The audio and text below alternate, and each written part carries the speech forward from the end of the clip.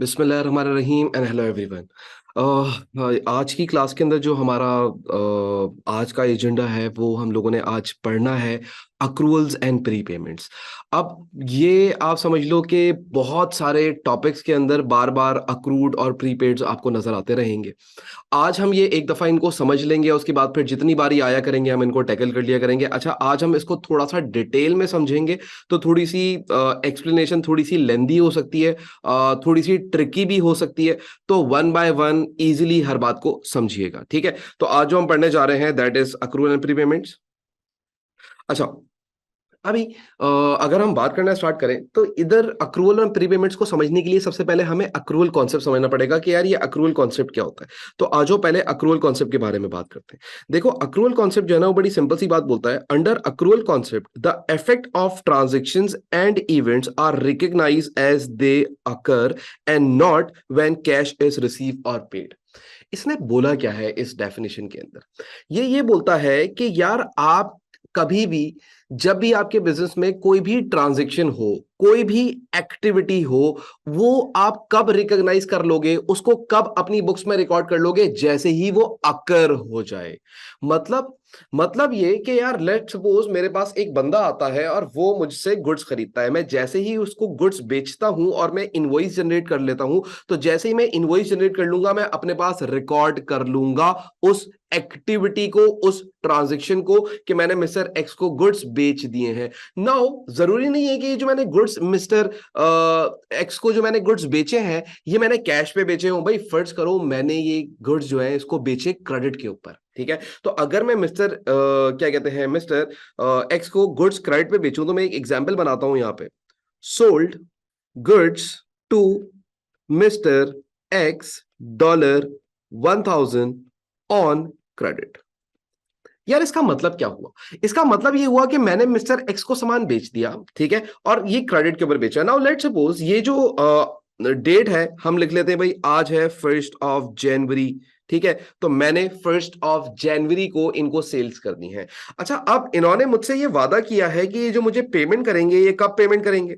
ये मुझे पेमेंट करेंगे 31 जनवरी को, ठीक है। यानी कि इस दिन आके ये मुझे पेमेंट करेंगे। अब सवाल ये उठता है कि यार मैंने सेल इनको करी है कब? आज, 1 जनवरी को। पैसा कब मिलेगा? 30 दिन, 31 दिन के बाद, यानी कि फ्यूचर में पैसा मिलेगा। तो आज मैं प्रेजेंट में क्या करूं?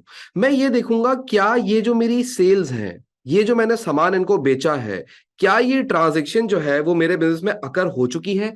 हाँ, हो चुकी है। तो जैसे ही कोई भी ट्रांजैक्शन आपके बिजनेस में अकर हो तो आप उसको क्या करेंगे? उसको आप अपने पास रिकॉग्नाइज कर लेंगे, यानी अपने पास उसको रिकॉर्ड कर लेंगे।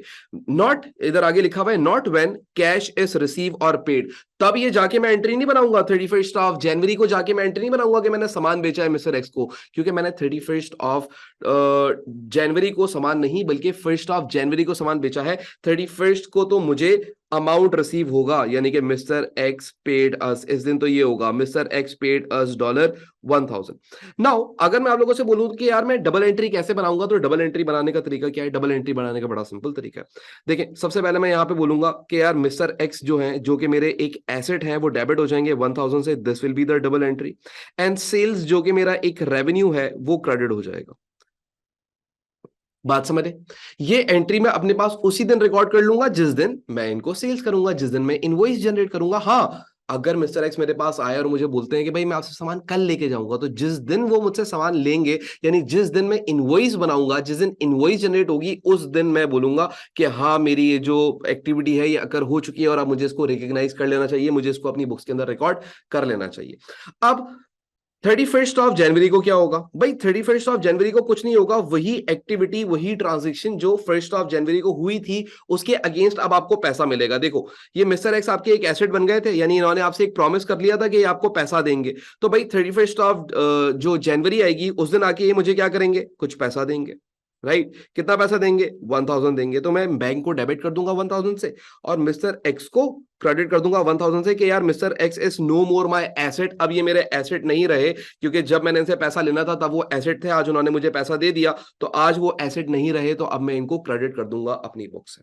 अब ये अक्रूवल कॉन्सेप्ट क्या कहता है? Under accrual concept the effect of transactions and events are recognised as they occur. जैसे ही ये कोई भी इवेंट या कोई भी ट्रांजेक्शन आपके बिजनेस के अंदर अकर हो, वैसे ही आप उसको क्या कर लोगे? रिकॉग्नाइज कर लोगे।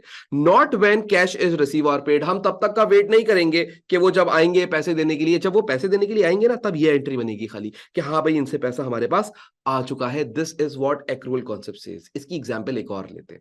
एक और एग्जांपल ऐसे सोचो कि यार मैं हर क्या कहते हैं फर्स्ट तारीख को रेंट पे करता हूँ, ठीक है? मेरा जो रेंट है वो हर फर्स्ट तारीख को जाता है, मैं जो भी प्रेमिसेस पे काम कर रहा हूँ उसका मैं रेंटल पे करता हूँ और रेंट में पे करता हूँ हर फर्स्ट को, ठीक है? Let's suppose first January, February, March, April, her first को पे करता हूँ। अच्छा अब होता क्या कि यार आज आ गई फर्स्ट जनवरी, आज मैंने फॉरन क्या बोला कि यार ये एक एक्सपेंस है जो इनकर हो चुका है। कौन सा एक्सपेंस? एक रेंट का एक्सपेंस है जो इनकर हो चुका है, तो मैं आज ही इसको रिकॉर्ड कर लूं। हालांकि मैंने अभी तक उसको पेमेंट नहीं करी, हो सकता है मैं उसको कल पेमेंट कर दूं, परसों पेमेंट कर दूं, 3 दिन बाद पेमेंट कर दूं, लेकिन मैंने क्या बोला हुआ है कि यार ये जो मेरा एक्सपेंस है, ये रेंटल एक्सपेंस है, ये हर पहली तारीख को अकर हो जाता है, तो मुझे उसी टाइम पे इसको क्या कर लेना चाहिए? रिकॉर्ड कर लेना चाहिए। तो मैं हर मंथ की फर्स्ट को यानी कि लेट्स सपोज फर्स्ट जनवरी को मैं एक एंट्री रिकॉर्ड करूंगा, रेंट डेबिट कर दूंगा मैं यहाँ पे, राइट? रेंट को रिकॉर्ड कर लूंगा। अब सवाल ये उठता है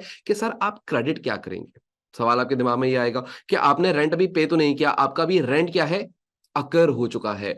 रेंट आपका, आपको पे करने की डेट आपकी आ चुकी है, तो अब मैं क्या करूंगा? मैं नीचे एक लायबिलिटी बुक कर लूंगा जिसको मैं आपको आगे जाके पढ़ाऊंगा अक्रूड एक्सपेंसेस के नाम से, और फिर आप आगे जाके उसको देखेंगे।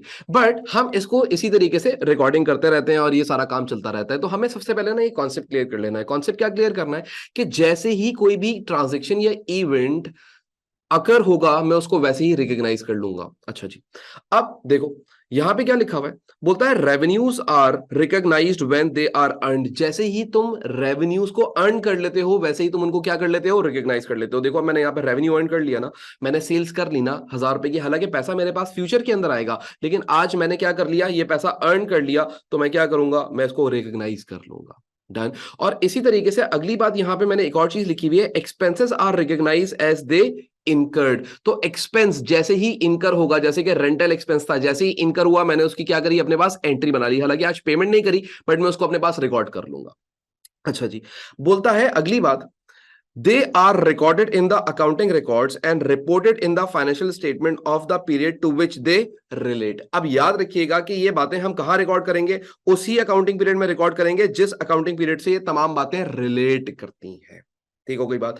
अब इसको थोड़ा सा और ब्रेकअप देने के लिए, इसको थोड़ा सा और डिटेल में समझने के लिए मैं रेवेन्यूज यानी कि इनकम्स और एक्सपेंसेस यानी कि अखराजात को ब्रेक करूंगा, और अब आपको उनको ब्रेकअप समझाऊंगा आपको कि इनका ब्रेकअप कैसे बनता है, और फिर और डिटेल में पढ़ते हैं इस बात को। अब अगर आप यहां पे नोटिस करें तो मैंने एक्सपेंसेस लिखा और मैंने इनकम्स लिखा, ऊपर इसको मैं रेवेन्यू भी कह सकता हूं, मैं इसको इनकम भी कह सकता हूं, एक ही बात है, ये एक्सपेंसेस हैं आपके। अब याद रखिएगा जो एक्सपेंसेस होते हैं ना वो दो टाइप के होते हैं। दो टाइप के एक्सपेंसेस मतलब कुछ एक्सपेंसेस होते हैं जिनको हम कहते हैं अक्रूड एक्सपेंसेस, और कुछ एक्सपेंसेस होते हैं जिनको हम कहते हैं prepaid expenses. Now what are accrued expenses? ये अक्रूड एक्सपेंसेस क्या होते हैं? तो पहले किताबी डेफिनेशन पढ़ते हैं, उसके बाद फिर हम इसको समझने की कोशिश करेंगे। Accrued expenses is a concept in accrual accounting that refers to expense that are recognized when incurred but not yet paid। अभी सोचो, मैंने तुम्हें जो एग्जाम्पल दी थी रेंट की, तो मैंने तुम लोगों को क्या बताया था कि यार रेंट जो है मेरे पास वो इनकर, रेंट एक्सपेंस मेरे पास इनकर हो गया है, लेकिन मैंने उसको अभी तक पे नहीं किया है, राइट? मैं हर पहली तारीख को रेंट पे, मेरी हर पहली तारीख को रेंट जो है वो ड्यू हो जाता था, तो मैंने हर पहली तारीख को रेंट पे करना है। तो जैसे ही पहली तारीख आएगी मैं बोलूंगा मेरा रेंट एक्सपेंस इनकर हो चुका है, लेकिन हाँ मैं इसको फ्यूचर में पे करूंगा, कल पे कर दूं, परसों पे कर दूं, नेक्स्ट वीक में पे कर दूं, it's up to me. But जिस दिन ये चीज इनकर हो जाएगी मैं उसको उस दिन अपनी बुक्स में रिकॉर्ड कर लूंगा। अब याद रखिएगा अक्रूड एक्सपेंस जो है वो भी आपको क्या कह रहा है कि ये एक कॉन्सेप्ट है किसके अंदर? आपके अक्रूवल कॉन्सेप्ट के अंदर। ठीक है, बोलता है that refers to expense that are recognised when incurred. ठीक है, ये वो एक्सपेंसेस हैं जो इनकर हो चुके हैं बट अभी तक आपने पे नहीं किए हैं। लेट सपोज मेरे पास इलेक्ट्रिसिटी का बिल आ जाता है, तो जैसे ही मेरे पास इलेक्ट्रिसिटी का बिल आएगा मैं बोलूंगा कि ये बिल जो है, ये जो बिजली का बिल है, ये इनकर हो चुका है, मैंने सर्विसेज ले ली है। बात समझ आई? जो सर्विसेज थी वो मैंने क्या करी हैं, ले ली हैं। लेकिन जैसे ही ये बिल मेरे पास आएगा वैसे ही मैं बोलूंगा ये मेरे ऊपर आ गया एक अक्रूड एक्सपेंस, क्योंकि ये इनकर तो हो चुका लेकिन मैंने अभी तक इसको पे नहीं किया है। तो जैसे ही मैं इसको पे करूंगा तो ये पेमेंट हो जाएगी, मेरी लायबिलिटी उतर जाएगी। बट आज मेरे ऊपर अगर एक बिजली का बिल सामने लाके कोई रख दे कि भाई आपका इलेक्ट्रिसिटी का बिल आ चुका है, तो मैं ये बोलूंगा ये मेरे ऊपर क्या है, एक लायबिलिटी है, ये एक एक्सपेंस है जो इनकर हो चुका है, ये एक ऐसा एक्सपेंस है जो अब मैंने पे करना है, ये एक ऐसा एक्सपेंस है जिसकी सर्विसेज मैं पास्ट में अवेल कर चुका हूं, मैं बिजली इस्तेमाल कर चुका हूं और अब ये मेरे पास बिल आ चुका है, तो मैं बोलूंगा ये मेरा एक एक्सपेंस इनकर हो गया है। ठीक है। अब अभी ये पेड नहीं है, ये अनपेड है, मैंने इसको अभी तक पे नहीं किया, बिजली का बिल मैंने जाके जमा नहीं करवाया, तो ये जो बिल मेरे पास यहां रखा हुआ है ना, मैं बोलूंगा ये अक्रूड एक्सपेंस है। कौन सा एक्सपेंस है, अक्रूड। अब मैंने आपको एक एग्जांपल दी थी रेंट की, तो रेंट की मैंने आपको क्या एग्जांपल दी थी कि यार मेरा जो रेंट है वो इनकर हो चुका है पहली तारीख को, तो मैं रेंट को अपने पास रिकॉग्नाइज कर लूंगा। हाँ, मैंने अभी उसको पे नहीं किया, देयरफॉर उस रेंट को मैं क्या बोलूंगा कि वो जो रेंट है वो अक्रूड रेंट है, वो एक अक्रूड एक्सपेंस है। ये जो मेरे पास यहां बिल रखा हुआ है ये एक अक्रूड इलेक्ट्रिसिटी बिल है, यानी कि ये वो बिल है जो मेरे पास आ चुका है, मैं सर्विसेज ले चुका हूं, मैं बिजली इस्तेमाल कर चुका हूं, बट अभी तक मैंने ये बिल पे नहीं किया। तो accrued expenses are those expenses which are already incurred and we have to recognize them in the books of accounts, and these are the expenses which are not yet paid। ये वो खर्चे हैं जो मैंने अभी तक पे नहीं किए हुए हैं। बात समझ आती है? तो इसको एक दफा और पढ़ें ताकि आपके दिमाग में बात बैठे कि accrued expense is a concept in accrual accounting that refers to expense that are recognised when incurred but yet not yet paid, but not yet paid. अभी तक मैंने किसी भी एक्सपेंस को अगर पे ना किया वो और वो एक्सपेंस इनकर हो जाए तो वो क्या है, अक्रूड एक्सपेंस है। इसी तरीके से लेट सपोज मैं आपको ऐसे बोलता हूं कि यार जो मेरा फोन है उसका मेरे पास बिल आता है। अब जैसे ही मेरे पास फोन का बिल आता है तो वो बिल मुझे ये बताता है कि भाई मैंने थ्रू आउट द मंथ कितनी कॉल्स करी हैं, कितना जीबी जो है वो डेटा कंज्यूम करा है, आपका ये अमाउंट बनता है। लेट सपोज वो मुझे बोलता है भाई आपका जो बिल है वो 5500 का बिल बन रहा है। नाउ ये जो 5500 का बिल है इसका मतलब ये एक्सपेंस तो इनकर हो चुका, मैं सर्विसेज तो ले चुका, लेकिन ये बिल मैंने अभी तक पे नहीं किया हुआ, तो मैं बोलूंगा ये क्या है मेरे लिए, एक अक्रूड एक्सपेंस है, एक अक्रूड पोस्टपेड बिल है मेरा। मैं ऐसे बोल सकता हूं इस बात को। बात समझ आ रही है? तो इस चीजों को कहा जाता है अक्रूड एक्सपेंस। और एक चीज लाजमी याद रखिएगा कि आपकी ऑर्गेनाइजेशन के जो भी अक्रूड एक्सपेंसेस होते हैं उसको आप अपने बिजनेस के अंदर as a current as a current liability treat करते हैं। क्या ट्रीट करोगे, as a current liability. Sir current liability क्यों? बेटा ये पैसा तुमने पे करना है, तुम्हारे पास ये एक्सपेंस इनकर हो चुका है, तो तुमने ये पैसे देने थे, तुमने अभी तक पैसे नहीं दिए, तो जो पैसे तुम्हें देने थे और वो तुमने अभी तक नहीं दिए, तो वो तुम्हारे लिए क्या बन गया, तुम्हारे लिए एक करंट लायबिलिटी बन गया। तो जितने भी अक्रूड एक्सपेंसेस होते हैं वो सारे के सारे आपके बिजनेस के करंट लायबिलिटीज होते हैं। आई होप दैट ये वाला जो पॉइंट है, ये वाली जो बात है, ये सारी चीजें आपकी क्लियर हो चुकी होंगी। बात समझ आती है? अच्छा जी। अब अगली चीज के बारे में हम बात करते हैं प्रीपेड एक्सपेंसेस के बारे में। What are prepaid expenses? देखो जैसे एक्सपेंसेस अक्रूड हो जाते हैं ना, इसी तरीके से कभी कभी हम कुछ एक्सपेंसेस प्रीपे भी कर देते हैं। जैसे कि फर्ज करो कि यार मैंने आज मेरा अकाउंटिंग पीरियड चल रहा है, let's suppose this is year 2023, ठीक है। मेरे पास एक मार्केटिंग एजेंसी काम करती है, मैंने उसके साथ बैठ के एक प्लान बनाया है 2024 का। आज प्रेजेंट क्या है, आज प्रेजेंट में चल रहा है 2023 and we are planning for 2024।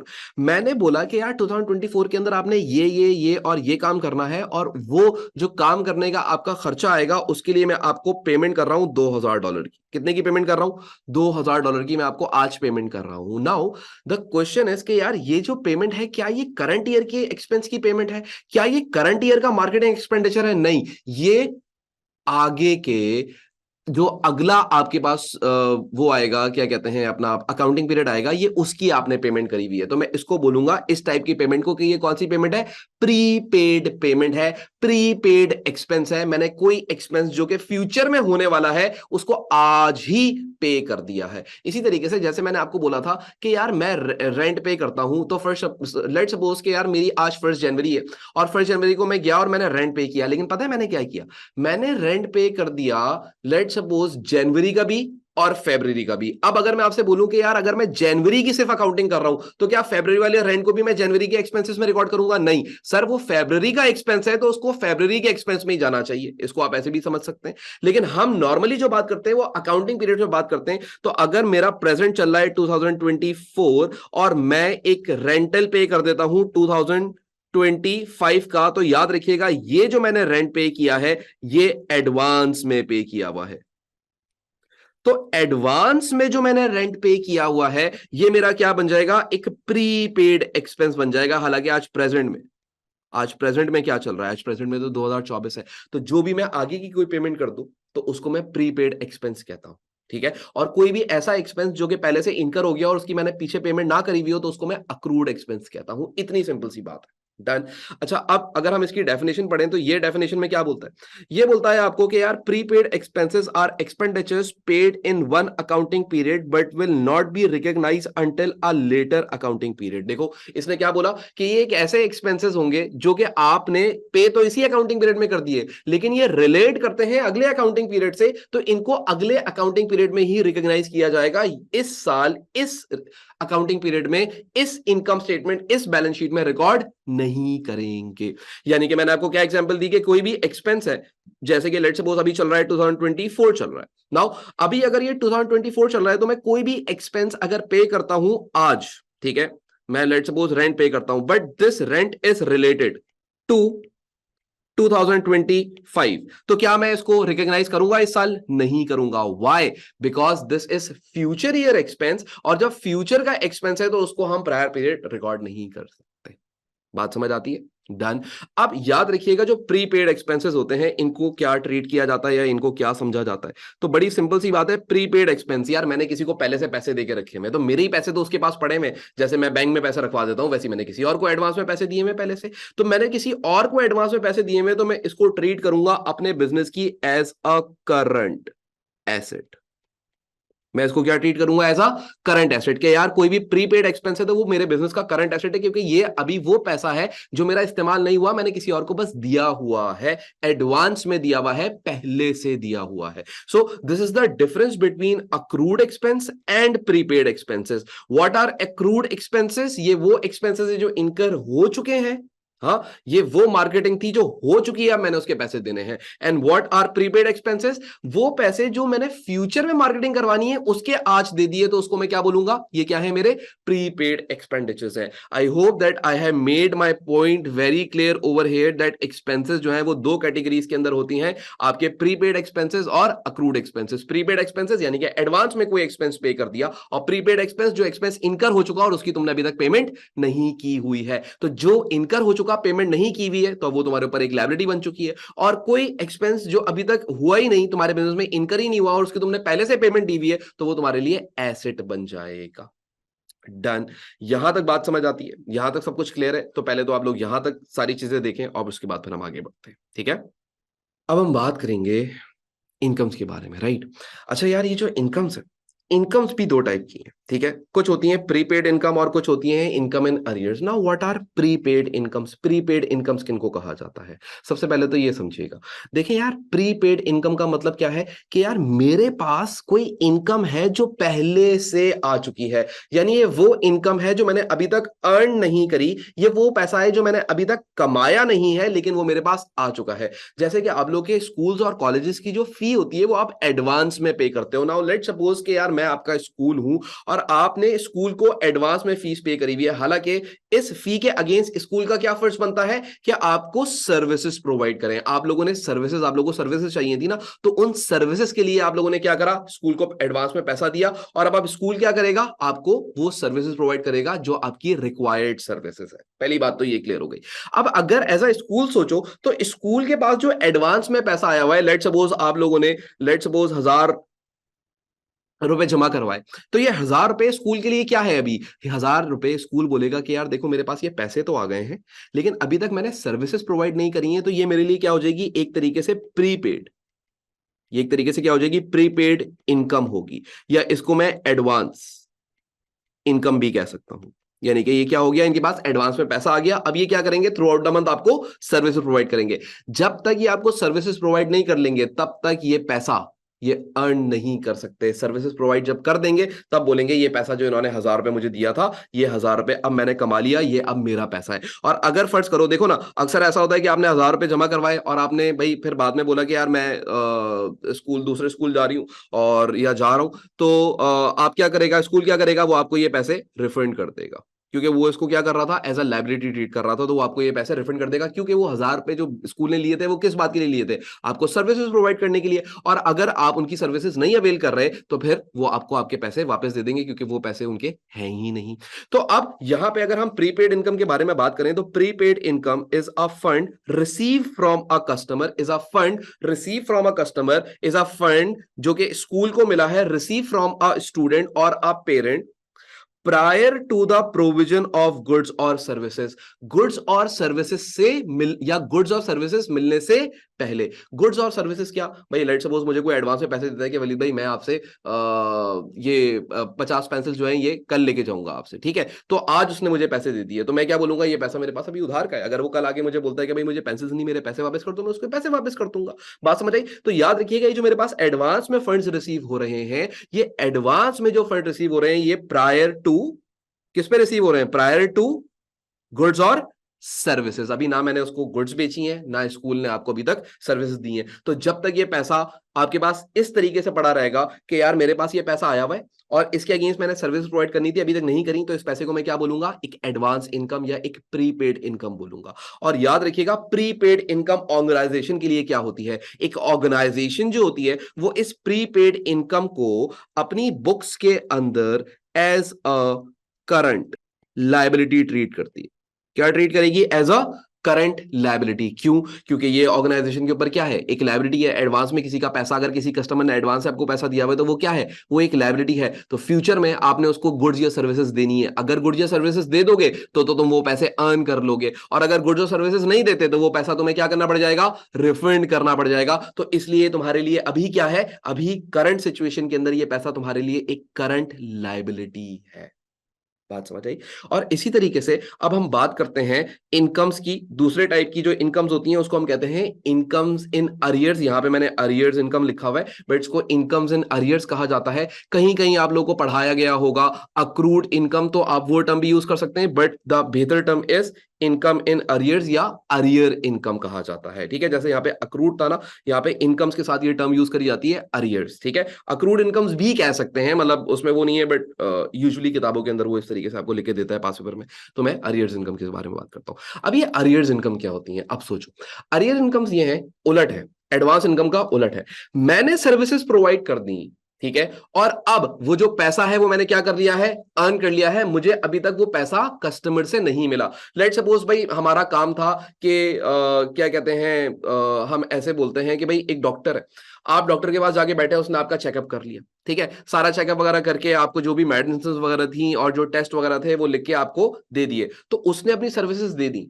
अब उसको आपने क्या करना है, पैसा देना है। अब होता क्या है, यूजुअली होता यह है कि भाई मैंने सर्विसेज प्रोवाइड कर दी और अभी मुझे पैसा मिलेगा, भाई कल मिलेगा, परसों मिलेगा, तरसों मिलेगा, जब भी मिलेगा। तो जब तक वो पैसा मुझे नहीं मिलेगा तब तक मैं उसको क्या बोलूंगा, ये मेरी क्या है, अक्रूड इनकम है। This income has been earned by the business but not yet received. ये मैंने इनकम अर्न तो कर ली है, ये पैसा मैंने सर्विसेज देके कमा तो लिया है, बट अभी तक मुझे पैसा रिसीव नहीं हुआ है।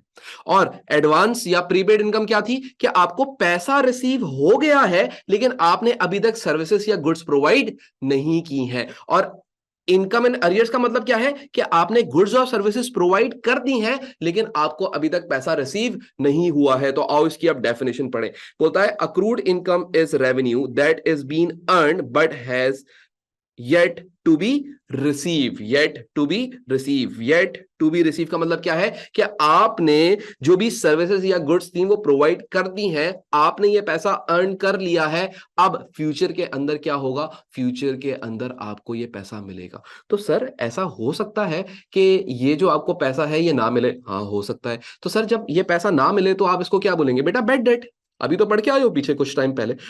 बेड डेट क्या होता था? मैंने गुड्स या सर्विसेज प्रोवाइड कर दी, उस बंदे से मैंने अब पैसे लेने।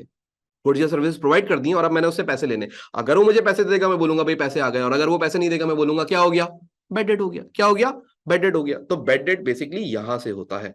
बेड डेट जो है वो इधर हिडन होता है। ये बात याद रखिएगा, ये कॉन्सेप्ट समझिएगा, इस बात को समझिएगा। ये कौन सी इनकम्स हैं? सर्विसेज प्रोवाइड कर दी गई हैं, अब आपने उससे पैसे लेने। तो भाई अब सर्विसेज प्रोवाइड कर दी और आपने उससे पैसे लेने, तो अब ये पैसा लेना है तुमने। तो ये पैसा लेना है मतलब रिसीव करना है। तो एक तरीके से तुम्हारा रिसीवेबल है। तो ये बिजनेसेस अपनी बुक्स के अंदर कैसे ट्रीट करेंगे अक्रूड या अरियर इनकम्स को? As a current asset. कैसे ट्रीट करेंगे? As a current asset treat करेंगे। तो अब अभी तक हम लोगों ने ये थोड़ा सा ब्रेकअप देखा एक्सपेंस का और इनकम का। एक्सपेंस का ब्रेकअप से दोबारा से स्टार्ट करते हैं, क्विक रिवीजन करते हैं। जो आपके एक्सपेंसेस है वो दो टाइप के होते हैं, अक्रूड एक्सपेंस होता है, एक प्रीपेड एक्सपेंस होता है। अक्रूड एक्सपेंस कौन सा था? जो एक्सपेंस इनकर हो चुका है, जो सर्विसेज तुम ले चुके हो लेकिन अभी तक तुमने पैसे नहीं दिए। ठीक है। इसी तरीके से प्रीपेड एक्सपेंस क्या होते हैं कि तुमने फ्यूचर की सर्विसेज लेने के लिए आज ही पेमेंट कर दी है। तो फ्यूचर की सर्विसेज तुम्हें, फ्यूचर की गुड्स या सर्विसेज फ्यूचर में मिलेंगी बट तुमने आज ही पेमेंट कर दी, तो उसको हम क्या कहते हैं? ये प्रीपेड एक्सपेंस है। फिर इसी तरीके से प्रीपेड इनकम क्या होती है? अब यहां पे तुम प्रीपेड इनकम्स जो होंगी, तो इनकम्स किन की होती हैं? जो सर्विसेज प्रोवाइड करते हैं। तो भाई प्रीपेड इनकम वो है कि तुम्हारे पास पैसा पहले से आ गया है लेकिन अभी तक उस पैसे के अगेंस्ट तुमने सर्विसेज प्रोवाइड नहीं करी, तो तुम इसको लायबिलिटी ट्रीट कर रहे थे। और इसी तरीके से अक्रूड इनकम क्या है कि तुमने सर्विसेज प्रोवाइड कर दी हैं बट तुम्हें अभी तक पैसा नहीं मिला है, तो इसको हम अरियर्स इन इनकम कहते हैं, या अरियर इनकम कहते हैं, या फिर अक्रूड इनकम भी कह सकते हैं। आई होप कि ये वाली बात आपको थोड़ा बहुत क्लैरिटी के अंदर बैठ रही होगी कि यार ये लायबिलिटी है तो क्यों है, ये एसेट है तो क्यों है, ये लायबिलिटी है तो क्यों है, ये एसेट है तो क्यों है। तो आपको ये वाली बात ना क्लियर होनी चाहिए। अगर आपको ये वाले पॉइंट्स क्लियर हो गए कि ये लायबिलिटी क्यों है, ये एसेट क्यों है, तो फिर ये वाली बातें आप खुद भी लिख सकते हो, फिर इसके अंदर कोई मसला नहीं है। तो जो बैकग्राउंड म्यूजिक है वो ये है कि यार ये एसेट क्यों बन रहा है और ये लायबिलिटी क्यों बन रही है। आपको ये चीज क्लियर होनी चाहिए। ठीक है। अच्छा यार, एक छोटा सा कॉन्सेप्ट है जो कि हम बात करेंगे। देखो यार, आप लोगों ने ट्रायल बैलेंस को देखा होगा। ठीक है। ट्रायल बैलेंस यार, ट्रायल बैलेंस के अंदर ना, मैं आपको ये अभी तो एक इसकी कुछ वर्ड एग्जांपल्स भी करवाऊंगा, बट आप लोगों ने ट्रायल बैलेंस देखा होगा, उसकी दो साइड्स बनी हुई होती हैं। एक डेबिट साइड होती है और एक क्रेडिट साइड होती है। अच्छा, ये मैंने बहुत ज्यादा बड़ा बना दिया तो इतना नहीं बनाते, थोड़ा सा बनाते हैं, दो तीन चीजें समझा दूंगा तो बात समझ आ जाएगी आपको। ठीक है।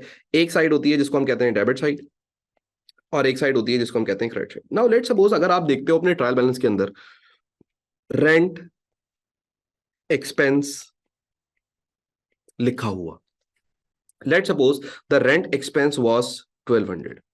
फिर इसी तरीके से आप एक और एक्सपेंस देखते हैं, सैलरी, या चलो मार्केटिंग, मार्केटिंग एक्सपेंस, वो आप देखते हो, लेट्स सपोज लिखा हुआ है आपके पास 1200 का, या चलो इसको चेंज कर लेते हैं 1500 का कर लेते हैं। फिर इसी तरीके से आप अपने पास देखते हो एक और इनकम लिखी हुई है, लेट्स सपोज रेंट इनकम।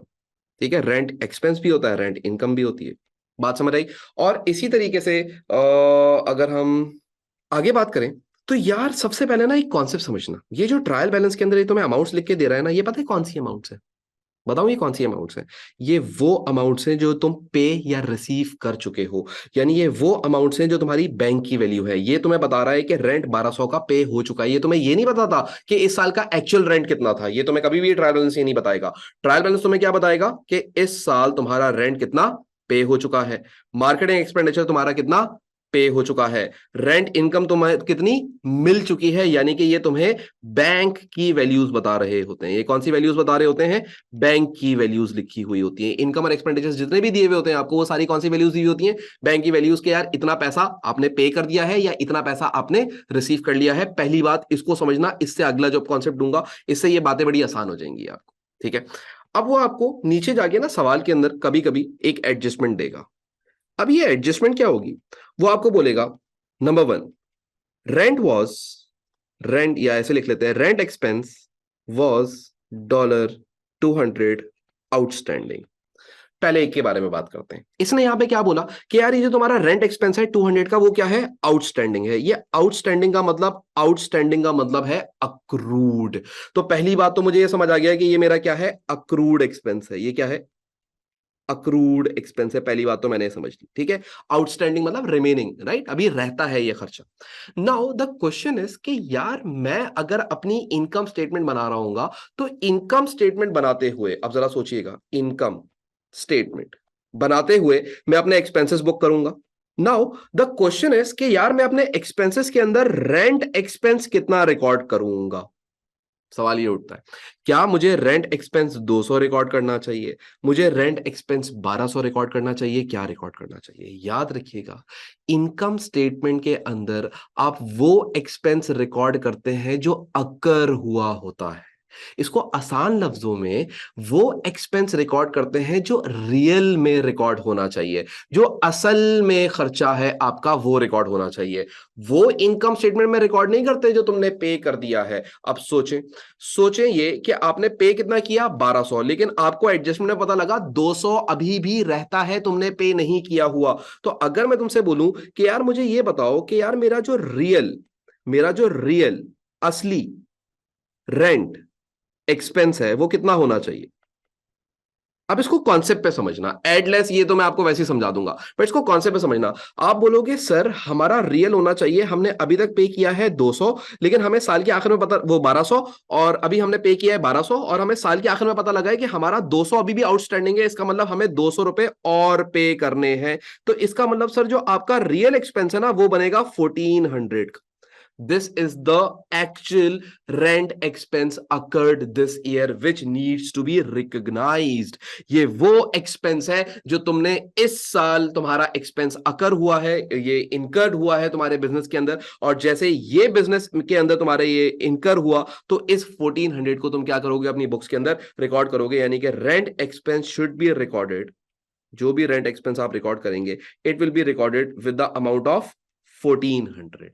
क्यों सर? दोबारा सोचो, मैंने पे कितना किया हुआ था? 1200, मुझे बाद में पता लगा कितने का भी मजीद पे करना है, 200 का। तो असल में खर्चा कितना बन रहा है? सर 1200 का पे किया हुआ है, 200 और करना है, तो टोटल खर्चा जो रियल एक्सपेंस बन रहा है 1400 बन रहा है। तो इसका मतलब आपका जो रेंटल एक्सपेंस है वो इस साल 1400 का इनकर हुआ था। सो 1400 should be recorded in the income statement.